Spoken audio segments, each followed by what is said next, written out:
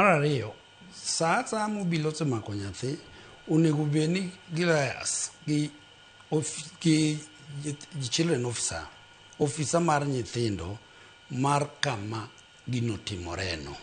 Koro officer mar nyithindo ne ema kawo chikno, koro ging'iyo ni nyathini notimo gima chalo nade, to wanyalo tere kanye.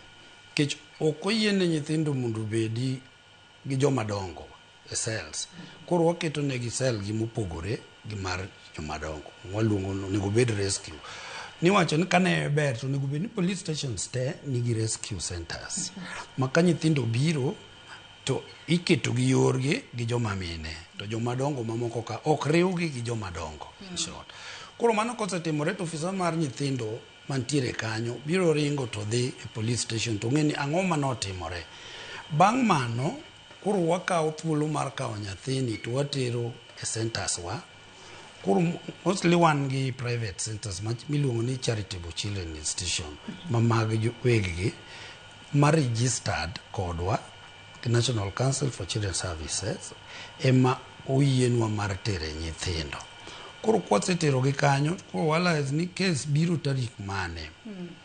Koro officer mar nyithindo kapok oter nyathi mochaji nono mandik report waluonge ni social inquiry report.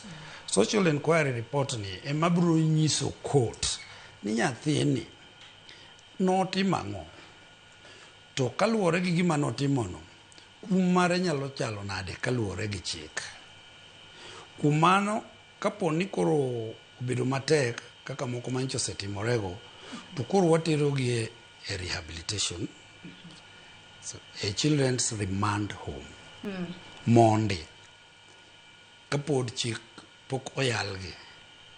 Koro bedo kamano nyaka chieng' tergi e court kendo, ma chieng' ma children officer ter report ne, kech wan defender mag children. Koro kaka wasewacho ni nyithindo ok onego twe, kaka madam be osewacho kaendi. Koro nyaka wang'e ni notimo ang'o. Koro bang' mane kwabiro ng'e to ang'o maber kaluwore gi report mwabiro ndiko. Kamano. Sandra hiena mar mondo mi advocate waka. Nyithindo ok owinjo bed notwe. Matiende ni ok owinjo bed ni ng'ado ne twecha. Akia ka osetimore pacho kae kosepok otimore. Nyathi kokoso ing'ado ne kum mar twech kata seche moko kuom